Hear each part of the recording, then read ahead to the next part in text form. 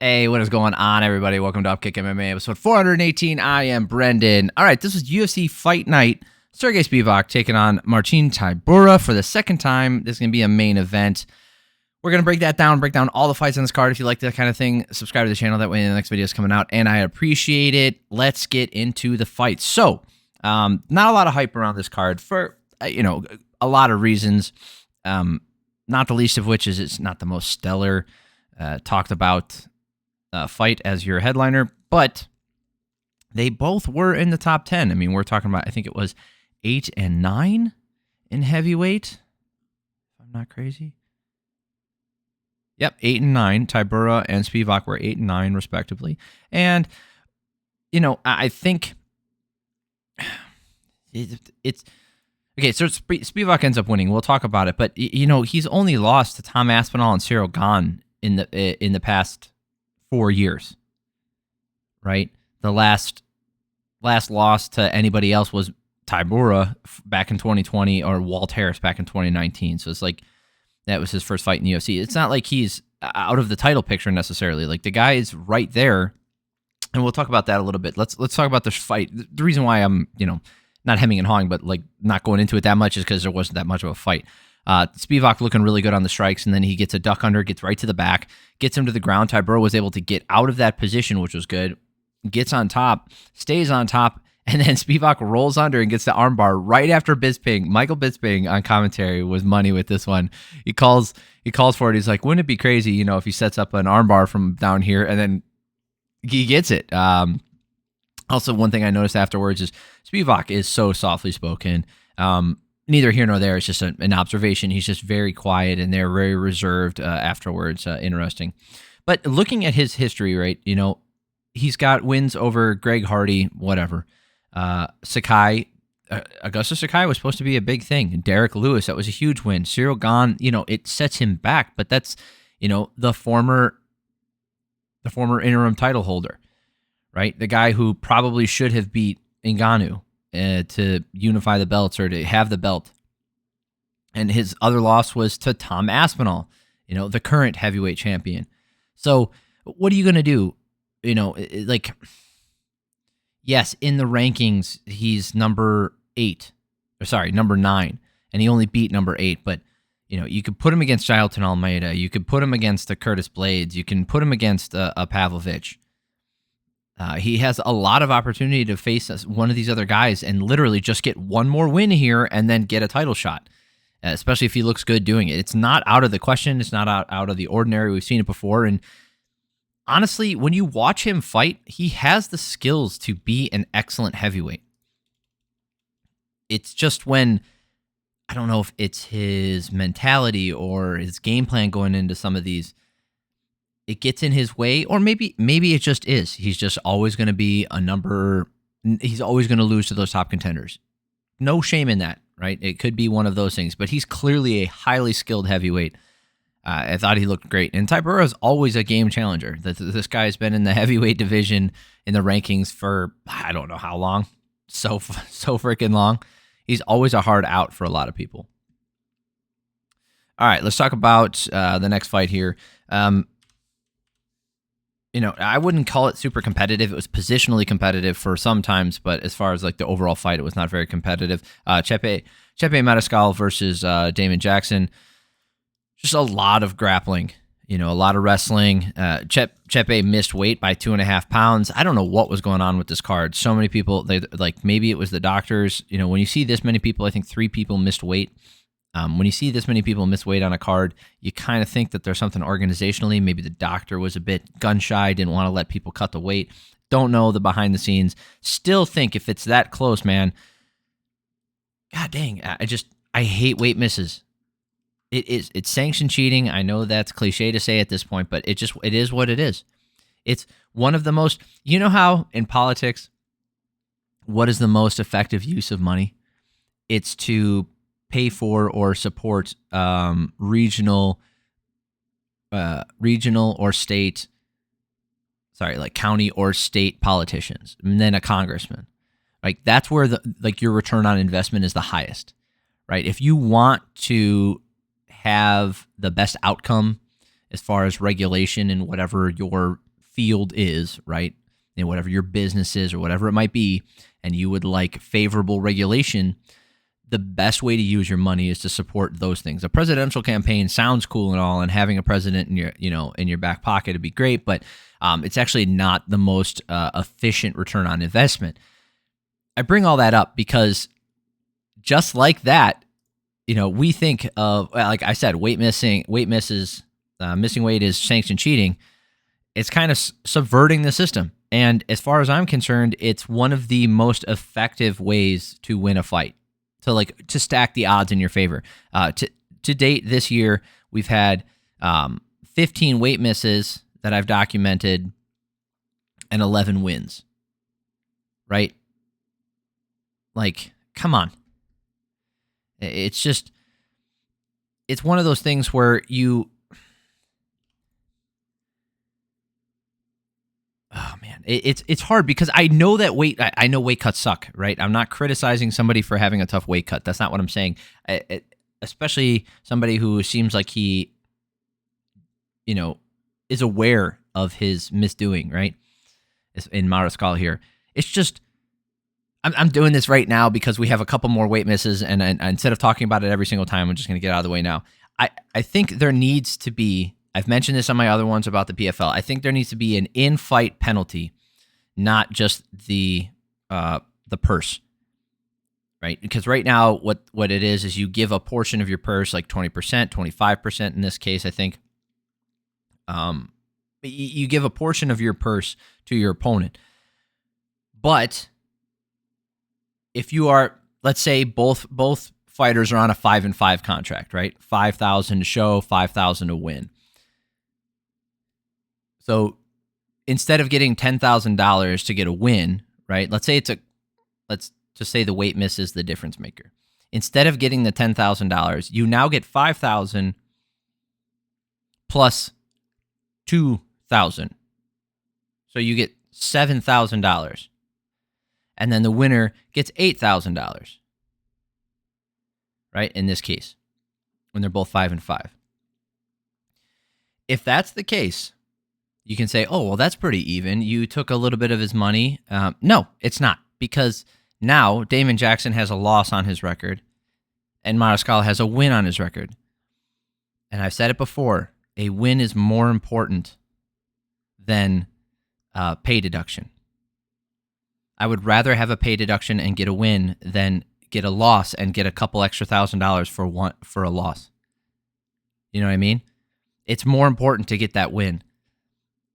It leads you to more financial payday, like big financial opportunities down the line. It lets you into main events. It puts you in a position to be seen because now you've got 4 or 5 wins in a row. Who cares if you've missed weight 3 times? No one's going to talk about that shit when you're in there unless you miss weight again. Then they'll bring up the history of weight misses. But we've seen it before. We've seen it time and time again. People just continue to abuse the system. And I'm not saying Mariscal is doing this. It's just he's taken the brunt of my ire right now just because there were so many weight misses. And I've stated this before, and I'm kind of sick of it. I'm sick of everybody kind of just waving it off. They don't bring it up as if it's a fact unless it's a repeated thing. It doesn't matter if it's 1 time or 20. If you miss weight, you miss weight. That affects this fight now. I don't give a shit about the 3 fights from now. It affects this one. You need to take points. You need to make it disadvantageous to miss, more disadvantageous. Good grief. You need to make it more disadvantageous for the fighter who misses weight, okay? Especially when they just quit. Like, they're just like, oh, I'm done. I'm not going to cut any more weight. You want to take 20%? Cool. I'm going to go in feeling great for this fight. The other fighter who had a real shitty weight cut but made weight, well, now they're going to get doubly punished because I'm going to beat the shit out of them and they're going to get a loss on their record. Oh, I have to give them $2,000? Okay, cool. So I think there's not enough immediate punishment for the weight misses. Or they just need to do it. Or more fighters, like, this is the problem with the fighters being so reliant on every single paycheck, is they have to say yes. What are you going to do? Say no? Like, Stephen Thompson did it. Like, and I loved that he did that. He was like, no, I'm not fighting that guy. He didn't make weight. And, the fans can go up in arms and you can say, what about the fighter spirit and this and that? That's all well and good. Like, it's my health on the line. It's my body on the line. It's my career on the line. No, I don't have to. He has enough means that he can say no to fights. And I think more fighters need to get to that place. And I don't want to get into fighter pay right now. All right, let's talk about this fight. Mariscal gets a nice, you know what? I'm going to create a timestamp over here because I went on a long rant.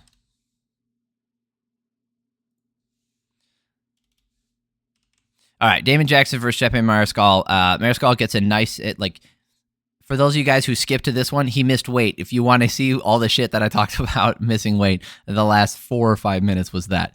Mariscal get into the shots to land in tight when they separate. So every time they got into a clinch, there was a lot of clinching in this fight. He would get a little bit of separation and land some really nice tight hooks. He was going to the body. He went upstairs with them. Really good damage in tight. Although Mariscal did get a cut on him, and we found out later it was from a headbutt.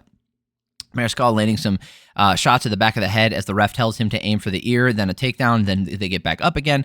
I'm really not a fan of the shots to the back of the head just being a warning in the moment and your position doesn't get taken away. I think that's absolute horseshit. I think the same goes for any other foul. Fence grab, nut shot, eye poke, doesn't matter. If you hit to the back of the head, you don't just get a warning. You can get the warning. That's also available to you, especially if it's in, you thought it wasn't intentional and that's his first time that you told him, even though I think you should just be penalized for it, but whatever.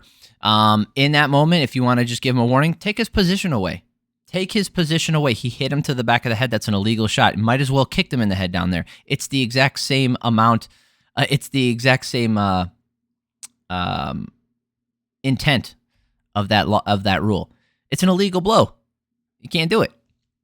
Mariscal doing more damage in all positions, though. And then later on in this fight, he was picking his shots more particularly. He was aiming for that ear more often. He was very aware of where he was, where Damon Jackson was, and not going for the back of the head. So that's the kind of thing that I like to see, where Mariscal clearly was not just going in there, throwing willy-nilly. He was aiming and doing what he was supposed to do without being reckless, and I love that stuff.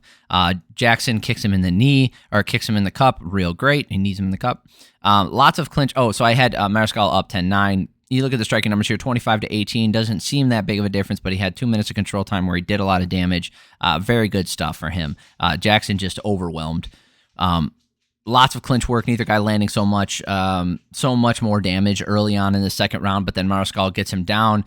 He goes reverse crucifix, and then that's when he starts to lay out some nasty ground and pound. And that's why I said he was aiming for that ear, not hitting the back of the head. He was very particular about it. There was a couple shots that may have strayed, but he did a very good job, and I commend him for that. That was fantastic. 3 minutes and 30 seconds just beating the shit out of Jackson on the ground. 29-8 for striking numbers. It was much different than that. Look at the total strikes, 94. Some of those were more significant than they're giving them. I had a 10-8 for that round, 20-17. Lots of clinch work again in this third round. Mariscal getting a takedown, then reverse. Jackson going for the back and reverse. These scrambles, it seemed like Jackson had enough for that initial burst and that initial scramble, but then could not maintain control. He just could not hold it. He got tired as his fight went on. He had a double leg, but it couldn't hold it. I had a 30-26. I didn't have a 10-8 for this last round, although Mariscal did lay out some damage. All three judges had him winning here. 2 10-8 rounds for multiple people here. Let's see here. Did they have 3 10-8 rounds? What am I doing over here? Mike Bell had the second round a 10-8 like I did, and then the last round 10-9. So we had the same scorecard there, 30-26. Saul D'Amato had the last 2 rounds of 10-8, and Genichiro Kamijo had the last 2 rounds of 10-8. Those are acceptable. I don't think that's unreasonable. That's fine. All right, let's talk about another weight miss. I'm just kidding. We're not going to talk about the weight miss. We will mention it. Make sure it's noted. Danny Barlow missing weight by 1/4 pound. People, the commentary team, I think it was Brendan Fitzgerald saying, oh, it's not that, he's saying like, oh, just by 1/4 pound. It doesn't matter if it's by 1/4 pound or 5 pounds. A weight miss is a big deal every single time. Stop trying to marginalize how much of an effect that it has based off of how much weight was missed. Okay, it could be that the last pound is the hardest to cut. It always is. So it reasons. Oh my good, why my brain is just farting all over me today. I can't even think of the phrase I'm trying to say. Good God. It's stands to reason. There we go. Stands to reason that, as you get closer and closer to the correct weight, it gets more difficult. So saying like, oh, well, it's only a quarter of a pound. Nope, because that's the hardest. That's when you have to work the hardest. That's when you got to dig deep. And yes, I know I already talked about this. If you're looking for the rant, it's earlier in this video. Veretennikov looking to land that big right hand and gets one to the body, but the next time he does, Barlow lands a step-in knee right to the gut, so he keeps trying to dive in with that right hand, but then Barlow counters him really nice. Veretennikov just did not do enough damage in this round. I don't think he did. He got outlanded 17-10. I don't think he did enough. I gave this round to Barlow. Barlow landed really nice low kicks. I thought he did more damage. The reason I'm saying this is one of the scorecards was kind of wonky. We'll talk about that when we get down there. Barlow is doing a really good job countering when he comes in and finding the mark with more impactful shots. I think Veretennikov had a better round here. Veretennikov kneed him in the nuts when he pushed him onto the fence, which, it's great. Fucking every time, these knees to the nuts, man. Veretennikov finally landing a nice right hand to end the round. If that swayed your opinion, I could maybe see this round for him, because looking at these striking numbers, they were damn close, 11-11. If you look at the headshots into round 2, Barlow was still up 7-3.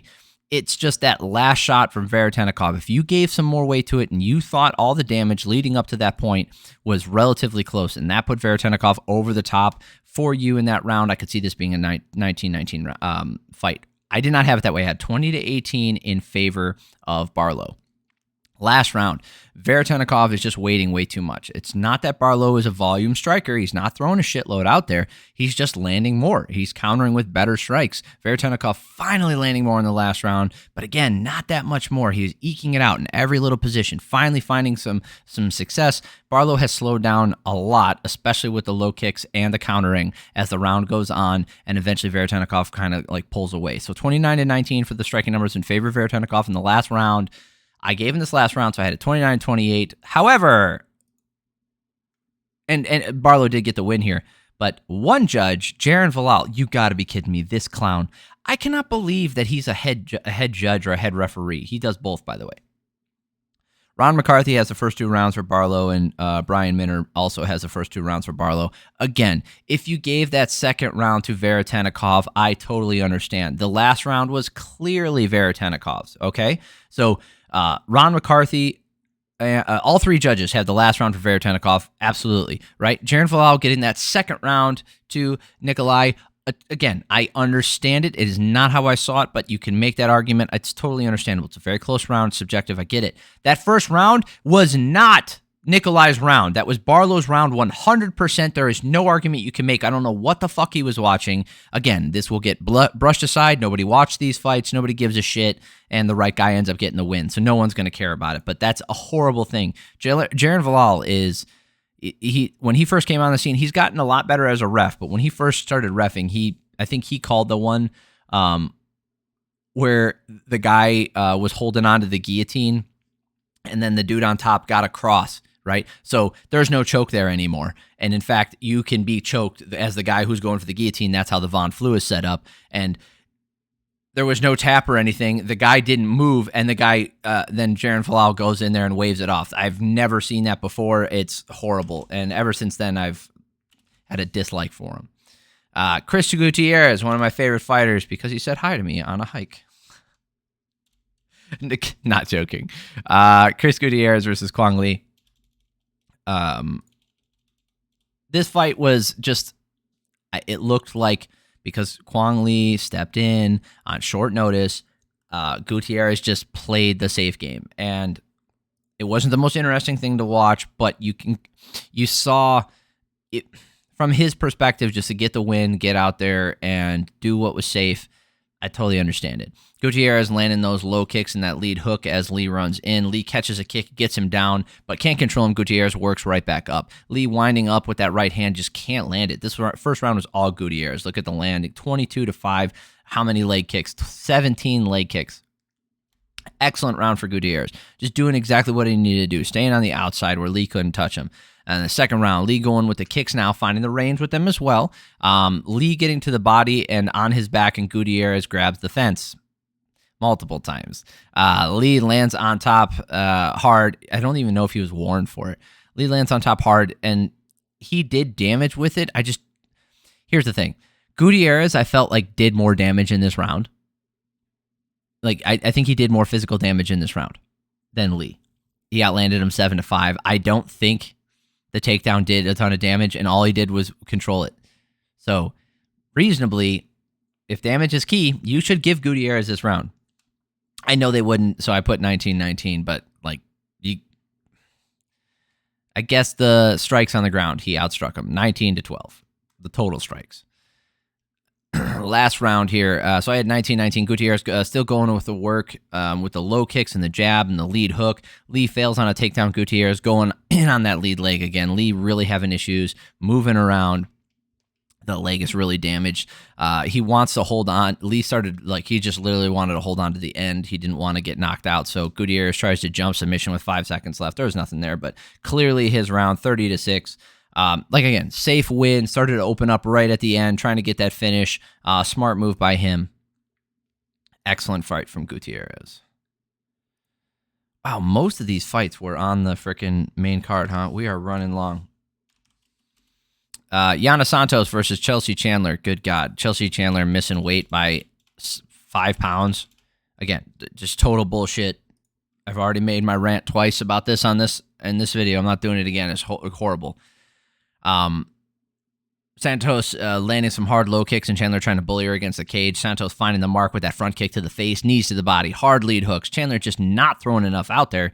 33-14 for Santos striking numbers. But looking at these, like, I didn't see Chandler throwing 40 significant strikes and missing that many times. I just felt like she was waiting a lot. I didn't think it was her activity. I thought her activity was the problem. Apparently not. So I had a 10-9 second round. Santos landing that right hand in tight when they clash and drops Chandler. Santos dancing around the octagon, darting in with combos, looking freaking smooth. 33-17 for striking numbers. 2018. This did not look much different. Last round, Chandler needs to bull rush her and throw heavy hooks and not get into the clinch.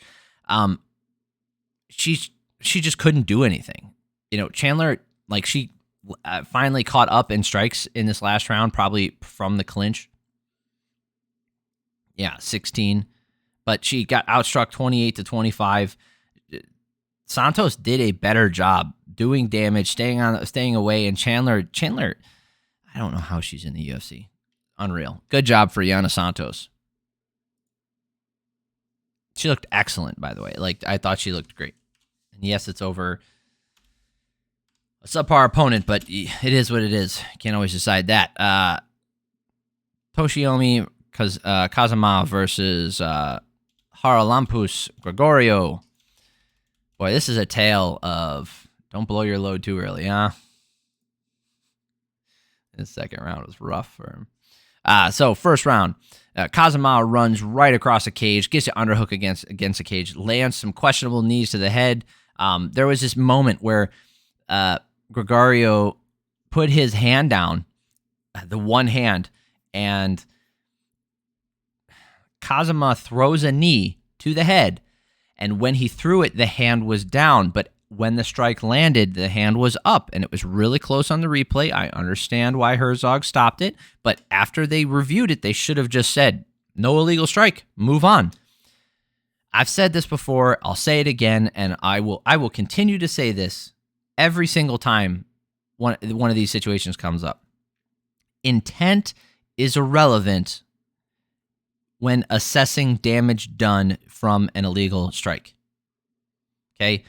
I've said this before. I know this is a ridiculous example, but it points out the absurdity of stopping a fight to assess whether or not a shot was illegal, finding out that it wasn't illegal, and then still acting like it was, so giving them a break. If I run across the cage with my 2 fingers and go to poke you in the eyes, and you dodge it and get out of the way, there is no foul that has been committed. We continue on. Right? Sounds reasonable. The same logic applies here. If I knee you in the head If I throw the knee when it would have been illegal, but the knee lands when it's legal, no foul has been committed. Continue on, right? You can assess intent afterwards to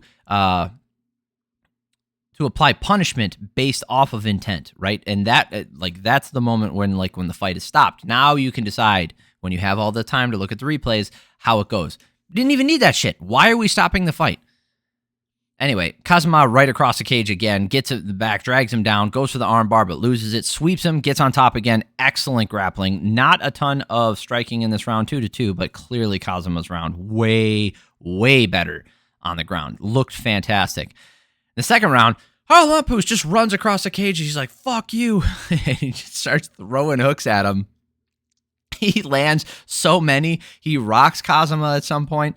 Goes to the ground with him, starts unloading, lands 24. Look at the striking numbers of the second round, 24-0 in favor of Grigoriou. And if you were to just look at this, you'd be like, oh, he must have knocked him out. Nope. Got tired, and Kazama locks up a triangle and gets it done. That is, the one of the oldest tales. If you blow your wad and it don't work out, you got to be careful, man. You got to watch it when you're going for that finish.